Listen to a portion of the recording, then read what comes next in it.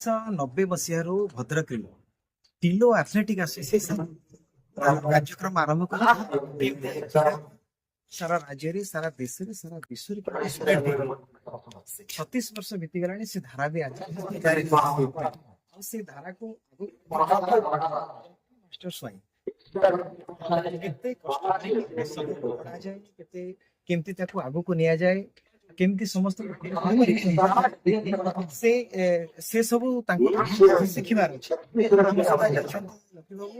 ଆମେ ତାଙ୍କଠୁ ଜାଣିବା ଏଇ ଯୋଉ ଅନ୍ତର୍ଜାତୀୟ ଟିଲୋ କପ୍ ସେ କରୁଛନ୍ତି କେବେଠୁ ହେଲାଣି, କେମିତି ପ୍ରୋଜେକ୍ଟ ଆୟୋଜନ ହଉଛି, କୋଉ ଦଳ ସବୁ ଏଥିରେ ଭାଗ ନଉଛନ୍ତି। ଆଉ ନମସ୍କାର। 1990 ମସିହାରୁ ଏଇ ଟିଲୋ ଆଥଲେଟ୍ ଆସୋସିଏସନ ଦ୍ୱାରା ଏଇଠାରେ ଯୋଉ ହନୁମାନ ଯୋଉ ଷ୍ଟାଡିୟମ କହୁଛୁ ଆମେ ଏଇ ଜାଗା 15 ଟୁର୍ଣ୍ଣାମେଣ୍ଟ ଆରମ୍ଭ ହୋଇଥିଲା, ପରିଚିତ ହେଲା। 2016 ମସିହା ପରଠାରୁ ଟୁର୍ଣ୍ଣାମେଣ୍ଟରେ ଭାଗ ନେଉଛନ୍ତି।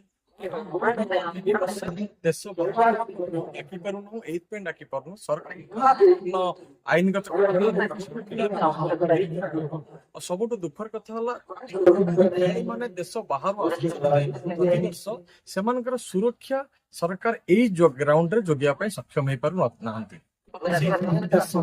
ଦଳ ଗୁଡିକ ବର୍ତ୍ତମାନ ଅଂଶଗ୍ରହଣ କରୁଛନ୍ତି। ବର୍ଷରେ ପହଞ୍ଚିଛି ଟିଲୋ କପ୍ 2026 ର 30ତମ ସଂସ୍କରଣ।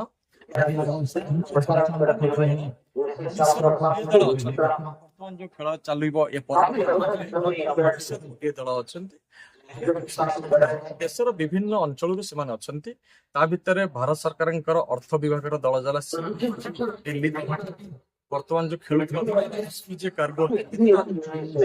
ଗ୍ରୁପରେ ସେମିଫାଇନାଲ କୁ ଯାଇଥିବା ଦଳ ହେଲା ଗୋଟେ A&S କୋଲକାତା, ଆଉ ଗୋଟେ ଦଳ ହେଲା ନେକ୍ସେସ ହାଇଦ୍ରାବାଦ। ଏଭଳି ବିଭିନ୍ନ ରାଜ୍ୟର ବିଭିନ୍ନ ଅଞ୍ଚଳର ଦଳ ଗୁଡିକ ଏଠାରେ ଅଂଶଗ୍ରହଣ କରୁଛନ୍ତି। ଆଉ ପ୍ରତ୍ୟେକ ଦଳ ଗୁଡିକରେ ଇଣ୍ଡିଆ ଅଣ୍ଡର-19 ଖେଳାଳି ମାନେ ସରକାରଙ୍କ ଦୃଷ୍ଟି ଆକର୍ଷଣ କରୁଥିଲେ ଗ୍ରାଉଣ୍ଡ ଟିଲୋ ଉନ୍ନତି ହେବ,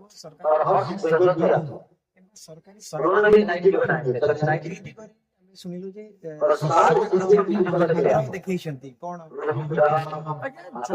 ଖେଳ ହଉଛି କ୍ରୀଡାର ପ୍ରତିବର୍ଷ ଚାଲୁଛି।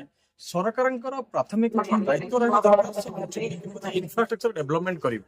ଯେକୌଣସି ସରକାର ରୁହନ୍ତୁ, ଭାରତବର୍ଷ ଯେକୌଣସି ଜାଗାରେ ହୁଅନ୍ତୁ, କାରଣ ଭାରତ ସରକାର ହୁଅନ୍ତୁ ବା ରାଜ୍ୟ ସରକାର ହୁଅନ୍ତୁ, କ୍ରୀଡାର ବିକାଶ ରହିଛି। ଦାୟିତ୍ୱ ହେଲା କ୍ରୀଡାର ବିକାଶ କରିବା, ଇନଫ୍ରାଷ୍ଟ୍ରକ୍ଚର ଡେଭଲପ କରିବା, ଖେଳାଳି ବର୍ଷ ହେଲା ଏଇଭଳି ଜାଗାରେ ଖେଳ ଅନୁଷ୍ଠାନ ଲାଗି ରହିଛି। ମାତ୍ର ଦେଶ ସରକାର ତାର ତିଳେ ମାତ୍ର କର୍ଣ୍ଣାଟକ କରିପାରିବ। ଏଇ ଯୋଉ ଗତ ବର୍ଷ 2025 ମସିହାରେ ଓଡିଶାର ମାନ୍ୟବର କ୍ରୀଡାମନ୍ତ୍ରୀ ସୂର୍ଯ୍ୟବଂଶୀ ସୁରଙ୍କୁ ଆମେ ଭେଟିଲା ପରେ ସେ ଯାହା ହଉ ଏ ଅନୁରୋଧକୁ ରକ୍ଷା କରିକି ମେ 2025 ସ୍ପୋର୍ଟସ କମ୍ପ୍ଲେକ୍ସ କରିବା ପାଇଁ ଅନୁଦାନ କରିଛନ୍ତି।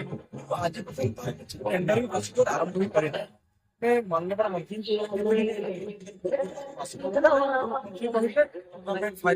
ଆସିବା ପାଇଁ ଆମକୁ କଥା ରଖିଛନ୍ତି। ତାଙ୍କ ସହିତ ଭଦ୍ରକର ମାନ୍ୟବର ସାଂସଦ ବି ଆସିବେ ମାର୍ଚ୍ଚ 15 ଫାଇନାଲରେ। କହିଛନ୍ତି ପରେ ଟେଣ୍ଡରିଂ ପ୍ରୋସିଡିଓରକୁ ଯିବ ଆଉ ଇନଫ୍ରାଷ୍ଟ୍ରକ୍ଚର ଡେଭଲପମେଣ୍ଟ ଓଡିଶା ସରକାର ସମ୍ପୂର୍ଣ୍ଣ ଭାବେ କରିବ। ତେଣୁ ଆମେ ଆଶା କରୁଛୁ ସରକାର ଏଥିପ୍ରତି ସମ୍ପୂର୍ଣ୍ଣ ରୂପେ ଯତ୍ନବାନ ହେବା ସହିତ ଇଏ ଯୋଉ କ୍ରୀଡାର ଡେଭଲପମେଣ୍ଟକୁ ଇନଫ୍ରାଷ୍ଟ୍ରକ୍ଚର ଡେଭଲପମେଣ୍ଟ ମାଧ୍ୟମରେ ଆହୁରି ବ୍ୟାପକ କିଭଳି କରାଯାଇପାରିବ ସେଥିପ୍ରତି ଯତ୍ନବାନ ହେବେ। ଏତେ ବଡ ଗୋଟେ ବ୍ୟାପକ ବିପୁଳ ପରିମାଣରେ ଅର୍ଥ ବି ଖର୍ଚ୍ଚ ହେଇଛି। ତ ଏଇ ଆୟୋଜନ ଏଇଟା ଆଜ୍ଞା ଗୋଟେ କମ୍ୟୁନିଟିକାଲ ରିସୋର୍ସ ଗୋଟେ। ଏଇଟା ଯୋଉ ଟିଲୋ ଆଥଲେଟ୍ ଆସୋସିଏସନର ବହୁତ କିଛି ସଦସ୍ୟ ଅଛନ୍ତି, ସମସ୍ତଙ୍କର ଅଳ୍ପ ବହୁତ ଫାଇନାନ୍ସିଆଲ କୋଅପରେସନ କଣ୍ଟ୍ରିବ୍ୟୁସନ ରହୁଛି ଦୀର୍ଘ ବର୍ଷ ହେଲା। ତେଣୁ ଏଇଭଳି ଗୋଟେ ଗୋଷ୍ଠୀଗତ ଅନୁଷ୍ଠାନ ମାଧ୍ୟମରେ ଏ ଅଞ୍ଚଳର ଆଉ ଏଇ ଯୋଉ ଟିଲୋ କପ୍ ଆଜି ପର୍ଯ୍ୟନ୍ତ ବଞ୍ଚି ଆସି ପାରିଛି। ଟିଲୋ କପ୍ କେମିତି ରେସ୍ପଣ୍ଡ ମିଳୁଛି ଆପଣଙ୍କର ଭଦ୍ରକ ସ୍ତରରେ ହଉ, ରାଜ୍ୟ ସ୍ତରରେ ହଉ, ଜାତୀୟ ସ୍ତରରେ କେମିତି ରେସ୍ପଣ୍ଡ କେମିତି ଅଛି? ଏଇଟା ତ ବହୁତ ସୁନ୍ଦର ପ୍ରଶ୍ନ ଆପଣ ପଚାରିଲେ। ୟାର ଉତ୍ତରଟା ଆପଣଙ୍କ ପାଖରେ ଥିବ, କାହିଁକି ନା ଆପଣ ଯୋଉ ପଛରେ ଦେଖୁଛନ୍ତି ଯୋଉ ଖେଳାଳି ମାନେ ଆସୁଛନ୍ତି 100ରୁ ଅଧିକା ବିଭିନ୍ନ ରାଜ୍ୟର ଖେଳାଳି ସମସ୍ତେ କୌଣସି ନା କୌଣସି ରାଜ୍ୟରୁ ପ୍ରତିନିଧିତ୍ୱ କରିଛନ୍ତି। ବର୍ତ୍ତମାନ ଇଣ୍ଡିଆ ଅଣ୍ଡର-19 ଖେଳିଥିବା ମୁକେଶ କୁମାର ଖେଳାଳି ବର୍ତ୍ତମାନ ଯିଏ ବୋଲିଂ କରୁଛନ୍ତି ଗ୍ରାଉଣ୍ଡରେ। ତେଣୁ ଏଇଭଳି ଯୋଉ ଖେଳାଳିମାନେ ଯେତେବେଳେ ଗୋଟେ ଏ ଅଞ୍ଚଳକୁ ଆସୁଛନ୍ତି, ଯୋଉ ଅଞ୍ଚଳକୁ ଗୁଗୁଲରେ ଖୋଜିଲେ ବି ମିଳୁନଥିବ, ତେଣୁ ସେ ନିଶ୍ଚିତ ରୂପେ ସେ ଅଞ୍ଚଳର କିଛି ଗୋଟେ କ୍ରେଡିବିଲିଟି ଅଛି ବୋଲି, ସେ ଟୁର୍ଣ୍ଣାମେଣ୍ଟ ଗୋଟେ କ୍ରେଡିବିଲିଟି ଅଛି ବୋଲି ସେ ଧରଣର ଖେଳାଳିମାନେ ଖେଳିବା ପାଇଁ ଆସୁଛନ୍ତି। ଆପଣ ଦେଖୁଛନ୍ତି ଟପ୍ ୱିକେଟରେ ଖେଳ ହଉଛି, ବହୁତ ଭଲ ସ୍କୋର ବି ହଉଛି। ଆଉ ସବୁଠୁ ବଡ କଥା ହେଲା ଟୁର୍ଣ୍ଣାମେଣ୍ଟଟା ଖାଲି ଗୋଟେ ଏଇ ଏରିଆ ଭିତରେ ଲିମିଟେଡ୍ ନାହିଁ ଯେ କେତେ ଲୋକ ବସି ଦେଖୁଛନ୍ତି। ସବୁଠୁ ବଡ କଥା ହେଲା ଫେନକୋଡ୍ ହେଲା ଆଜିକା ଦିନରେ ଇଣ୍ଡିଆର ଜିଓ ଷ୍ଟାର ପରେ ଗୋଟେ ହେଲା ସେକେଣ୍ଡ ନମ୍ବର ଓଟିଟି ଇଣ୍ଡିଆର, ଯୋଉଟା କି ଦେଶ ବାହାରର 118ଟା 19ଟା କଣ୍ଟ୍ରିର ଲୋକମାନେ ଖେଳକୁ ଦେଖି ପାରୁଛନ୍ତି। ଆମେ ଦେଖୁଥିଲୁ 3-4 ଦିନ ପୂର୍ବରୁ ଫେନକୋଡ୍ ଆମକୁ ଗୋଟେ ଇଣ୍ଟରନାଲ ରିପୋର୍ଟ ଦେଇଥିଲା, ଯୋଉଟା କି ଅଫିସିଆଲ ରିପୋର୍ଟ ଆମେ ଏଟା କହିପାରିବୁ ନାହିଁ। 9.8 ଲାख ଭ୍ୟୁଅରସିପ ଫେନକୋଡ୍ର ଗୋଟେ ମ୍ୟାଚକୁ ଦେଖିଛନ୍ତି ସେମାନେ, ମାନେ 9.8 ଲାख, ମାନେ ପାଖାପାଖି 10 ଲକ୍ଷ ଲୋକ ଗୋଟେ ଦିନର ମ୍ୟାଚକୁ ଦେଖିଥିଲେ ସେମାନେ। ଏତେ ହ୍ୟୁଜ ଯେତେବେଳେ ହଉଛି ଭ୍ୟୁଅରସିପ ରହୁଛି, ତେଣୁ ଆମେ ଭାବୁଛୁ ୱିଣ୍ଡୋ କପର ବ୍ୟାପକତା ସେଇ ଧରଣରେ ପହଞ୍ଚି ସାରିଛି। ଯେ ଆଗକୁ ଏଇ ୱିଣ୍ଡୋ କପକୁ ଆପଣ ବ୍ୟାପକ କରିବା ପାଇଁ ଆଉ କଣ କଣ ସବୁ ବ୍ୟବସ୍ଥା କରିବେ ବୋଲି ଭାବୁଛନ୍ତି? କାରଣ ଆମେ ଶୁଣିଥିଲୁ ଆପଣ କହୁଥିଲେ ଯେ ବାଂଲାଦେଶରେ ବି ଟିମ୍ ଆସିଛନ୍ତି, ଆଫଗାନିସ୍ତାନରେ ବି ଟିମ୍ ଆସିଛନ୍ତି, ତ ଆଗକୁ କେମିତି ୱିଣ୍ଡୋ କପ୍ ଆହୁରି ବ୍ୟାପକ ହବ, ଆଉ ଓଡ଼ିଆର ଆହୁରି କେମିତି ଟିକେ ଉନ୍ନତିକରଣ ହେଇପାରିବ?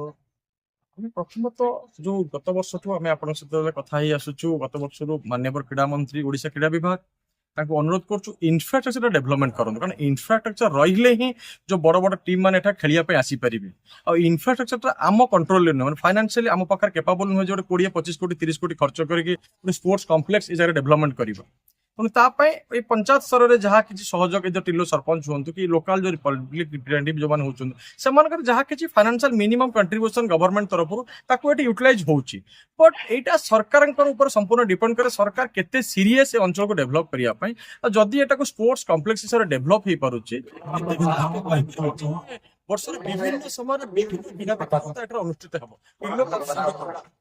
ବ୍ୟବସ୍ଥା କରୁଛନ୍ତି କି ଯେ ଯେମିତି ଆପଣ ଖେଳାଳି କିଛି ବାହାର କରିବେ, ଦେବେ, ଜାତୀୟ ଦଳ ବାହାର କରିବା ପାଇଁ ସେମିତି କିଛି ଯୋଜନା ଅଛି କି? ଯେ ଆମେ ଏଠି ଗୋଟେ ଟ୍ରେନିଂ ସେଣ୍ଟର କରିବୁ, ବ୍ୟବସ୍ଥା କରିବୁ? ଆଜ୍ଞା, ସବୁଠୁ ବଡ ଖୁସିର କଥା ଗୋଟେ ହେଲା କଣ କି, ଆମେ ଏଠି ଯୋଉ ଟିମ୍ ମାନଙ୍କୁ ଡାକୁ, କର୍ପୋରେଟ ଟିମ୍ ଆସନ୍ତି। କର୍ପୋରେଟ ଟିମ୍ ଏଇଥିପାଇଁ ଆମେ ଡାକୁ ଯୋଉମାନେ କି ଭଲ ପିଲା, ଯୋଉମାନେ ସେମାନେ ଟିମରେ ଚାକିରି ପାଇପାରିବେ। ଧର ଏଜି ହଉ, ଟିମ୍ ବି ସେମାନେ 2-4 ବର୍ଷ ପୂର୍ବରୁ ଇଣ୍ଡିଆନ ନେଭିର ଟିମ୍ ଗୋଟେ ଆସିଥିଲେ, ସେତେବେଳେ ସମୟରେ ପିଲା ପ୍ରତିନିଧିତ୍ୱ କରିବା ପାଇଁ ଟ୍ରାଏଲ କରିଥିଲେ, ତାଙ୍କୁ ସେ ଆମ ମାଧ୍ୟମରେ ଯୋଗାଯୋଗ କରିଥିଲେ, ତାଙ୍କୁ ଆମେ ଇଣ୍ଡିଆନ ନେଭିରେ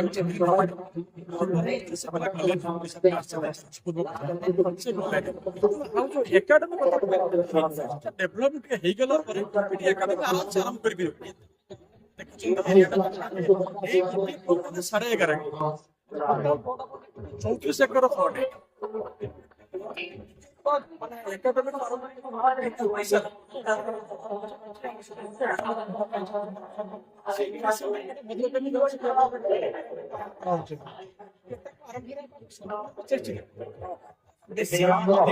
ଯାହା ରହୁଛି ଏକାଡେମୀ ହବ ମାନେ 365